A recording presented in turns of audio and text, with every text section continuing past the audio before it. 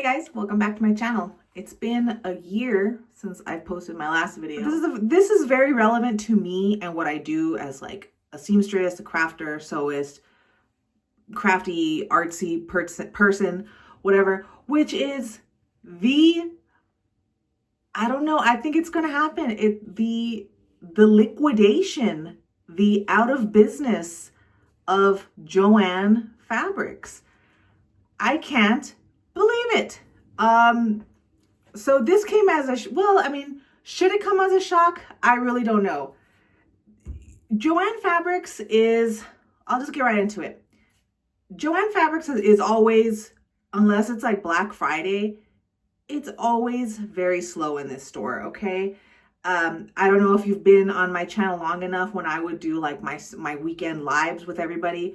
I have spoke briefly about when I was an educator in Joann's when they had in-person classes, which, you know, you can tell at some point when businesses start doing more automation, they want their clientele to be more DIY. I experienced it when I worked in a call center for Sprint. Like, they were really trying to transition more in-person help to more automated stuff because it saves money, right? When the customer does it themselves. We know this going to Walmart or Target or wherever, and we do our own checkout and we don't even get an employee discount. So we know this is to save money. For the bottom line, the company makes more money by outsourcing their work to the customers, right? So, you know, Joann's is always empty except for, like I said, Black Friday. When I was an educator, and I'll get kind of into this, they were really starting to push like the I think it was called Creative Bug. I think that was like the online self-taught portion, and you would pay for this Creative Bug classes. It's like a membership, and you would just have access to all these tutorials and things. It's like YouTube, but you paid for it. You know, I don't think you had access to anything free. Like, if you wanted to use Creative Bug, you had to exclusively pay for it. I'll fact check myself on that and when I edit this, but I'm pretty sure that was the case. You know, a lot of things just hurt Joann's. They try and offer valuable things to the customer, and it really just hurt them, and it hurt us as educators. Because I remember, and I don't know if I've talked about this particularly, but they would, like, in order to advertise for the class, the manager of the classroom would have all of us, you know, the crochet teachers, the art teachers, the sewing teachers, like, you know, the cake makers, to make a sample of what the class you're teaching for. So, like, I remember one time there was a hooded jacket and it had like some pleats by the pockets or what. It was like a very basic like fleece jacket. I remember that my boss gave me the pattern to take home so I can do it. And I only had like a couple days to make this jacket. The class is being advertised as a 4-hour class, right? Someone who has never made this jacket before, that is extremely competent in sewing. It took me 6 hours of shitting bricks, basically, trying to have this sample ready for our open house where we showcase the classes and what classes we're offering in here, the samples, so we can get students. So that was very interesting. When I actually had a student sign up for that class, it probably took her around 8 to 10 hours to do it, and I ended up working for free because it was broken up into two. The class was 2 parts. It was broken up into like 2 hours. It took her 2 hours just to cut out the patterns from the paper, like cut out the paper pattern and cut out the pieces. We hadn't even gotten to the point where, you know, she was actually sewing in the first class. So I was like, oh my God, I already know, because it took me, someone who is not a novice to sewing, 6 hours and shitting bricks.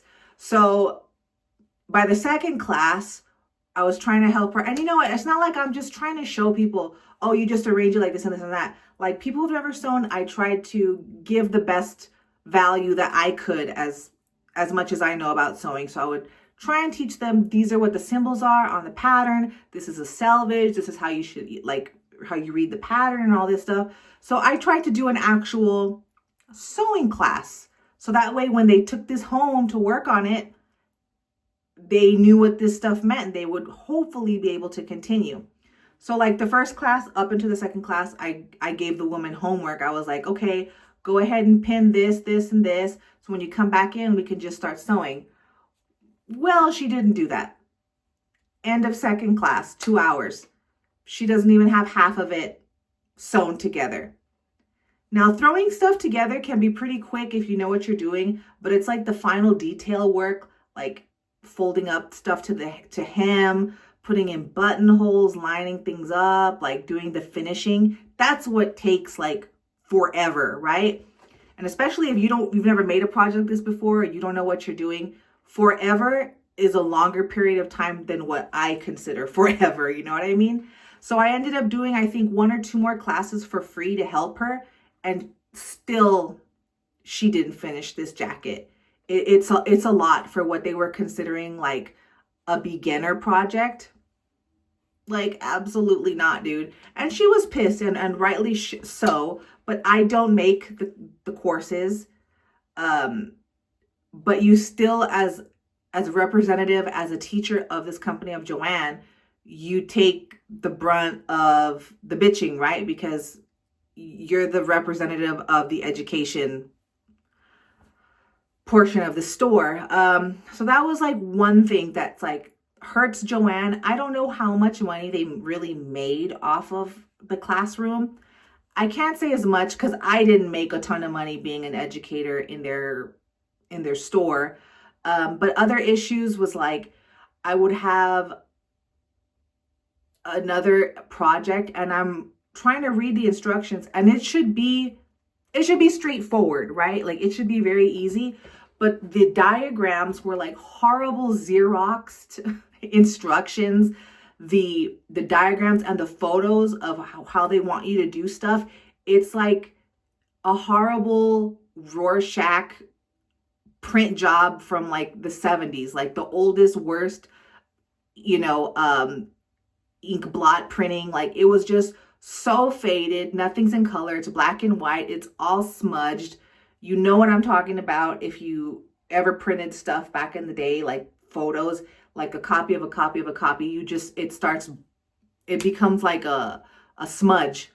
So it was very hard to actually try a lot of these projects out, like which ones do you think you'll like to teach the people. So that was another downfall. And then of course I do get into this in one of my weekend videos. One time we had a meeting with all of our creators, like over Zoom, and the managers basically like they're phasing out the classroom. We've all lost our job, which I was like, damn, that sucks.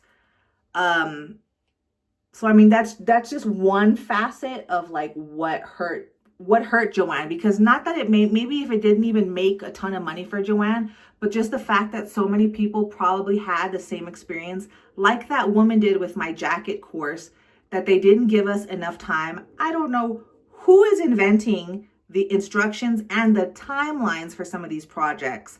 That was like a 10-hour course, at least for a beginner, because I had to walk through every single little thing, because this was a very hard project for someone that was a beginner. And then other times I would mess up because the instructions didn't make any sense to me, and I do something and I'm like, oh my God, I have to buy this customer fabric. We just messed up. It was just very unorganized, and it wasn't helpful for us educators because we only got paid per student. It wasn't like an hourly thing. It was like you got paid per student. But I did what I did because I love working in a craft environment, and I love pushing the arts and all that stuff, right? So that was one problem of it. And then reading about what's happening is that I was reading if you go online to Joann's, there's a website, I think it's called joannrestructuring.com, and it talks about what's happening during the sale. So basically, you know, there's like an FAQ for vendors, for for clientele, for the crew members of that, while they're going through trying to get a buyer for Joann's. You know, they're still going to be in operation. They're still paying their vendors.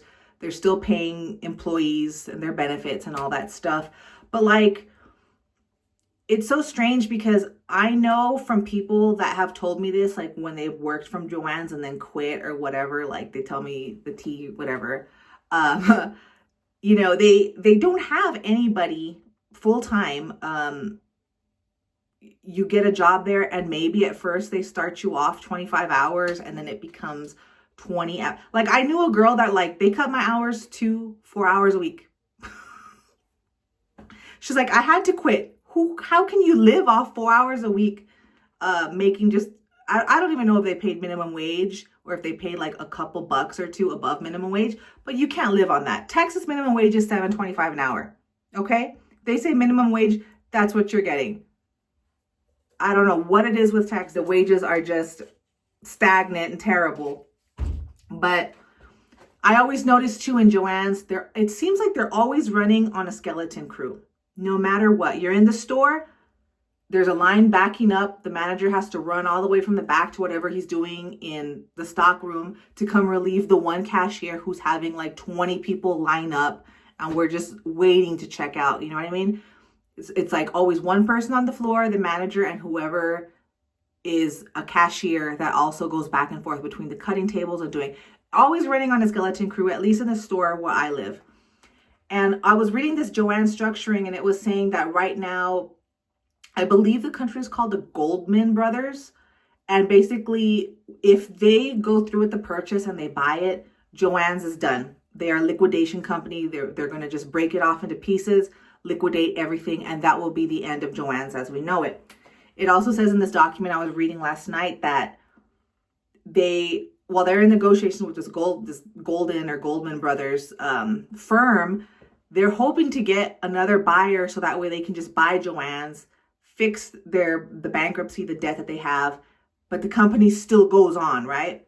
Which makes me so sad because like Joann Fabrics, at least where I am, talk about it services cities with like a wardrobe costume desert. You know what I mean?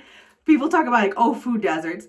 Not that we're dying, but I'm just talking about in terms of where are us crafty people gonna get our stuff from? We have Hobby Lobby, which, you know, politics aside, you can argue back and forth why you don't shop there, why you do shop there. I go there every so often just to check stuff out. It is expensive. Stuff's unlimited. It's limited, just like Walmart crafting aisle is also super limited. I can't buy silk Gutermann thread at Walmart. They only sell that at Joann's and maybe Hobby Lobby. So like if Joann goes out, so many people who craft, who do things as a business or a hobby, or just want to do something with their time, we're losing an asset to the community because now our trusted backbone of the craft and sewing industry is gone from us forever. And now we have to rely on just doing mail order stuff, online orders like Wawak or whatever other Mood Fabric, whatever fabric store that you buy, you know what I mean? It's just, it'll be such a blow to the sewing world, to the art world. I'm sure maybe art people can have they'll be fine moving to Hobby Lobby, buying their acrylics and all that stuff. But, you know, sewing people, it's a lot more complicated than that because, or maybe it's not, I don't know. I'm not an artist in that sense, so I don't know. I'm just talking on personal experience, but it's just hard to sometimes get what you want, even at Joann's. Sometimes I find buying a bunch of interfacing or whatever on Etsy is like $20 cheaper than if I try and go in store at Joann's. I'm also not sure if the whole we always have coupons active to save you money going on at Joann's hurt them. I just don't know. I don't understand what happened with Joann's. They're going to go the way of Kmart and Sears. I mean, they transferred over to like online sales, curbside service. I think they've tried to keep up with the times.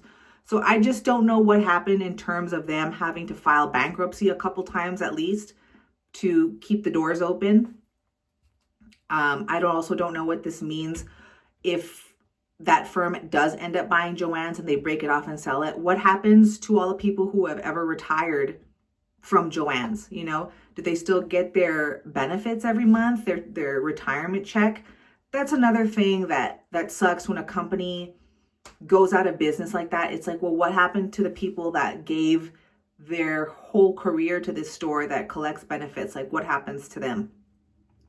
So that sucks. So I really hope that, you know, Joann's finds another buyer that's not this kind of liquidation firm, because just not so long ago, they used to have like Project Runway for kids, and Joann Fabrics was a sponsor. So that's just wild. They go from sponsoring a huge sewing competition show on a major network to Chapter 11, bankruptcy, and then having to sell it off to a firm that's just going to break it up and sell off and just liquidate it, basically. So that's where we're at with Joann's. It breaks my heart. So yeah, thank you so much for watching. I'll have more videos coming up soon. I won't say, but I have some videos coming up, like I said. So everyone, have a great day.